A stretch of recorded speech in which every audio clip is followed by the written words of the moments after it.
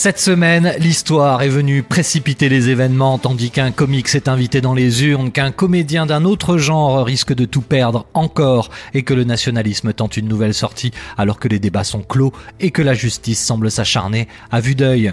L'Algérie a tourné une page importante de son histoire cette semaine. Abdelaziz Bouteflika a donc démissionné sous la pression de l'armée. Âgé de 82 ans, le président algérien a été sommé de partir après 20 ans d'un pouvoir sans partage. Le peuple jubile, mais la rue n'a pas dit son dernier mot et réclame la fin du régime du FLN. Rien à voir avec un poisson d'avril, mais c'est bel et bien l'humoriste Volodymyr Zelensky qui est arrivé en tête du premier tour de la présidentielle en Ukraine. L'acteur a devancé dimanche le président sortant Petro Poroshenko. Le second tour se tiendra le 21 avril. Autre comédien, mais autre contexte, Bernard Tapie sera fixé sur son sort le 9 juillet prochain. Cette semaine, le parquet a requis 5 ans de prison ferme contre l'homme d'affaires pour avoir truqué l'arbitrage de 2008 et empoché 403 millions d'euros. En Corse, des charges explosives ont été retrouvées devant 2 centres du fisc à Bastia quelques jours avant la visite d'Emmanuel Macron sur l'île de Beauté. Jeudi, le président français qui a bouclé son marathon du grand débat national en Corse au lendemain d'un déplacement en Bretagne. C'est dans ce contexte que le Conseil constitutionnel a retoqué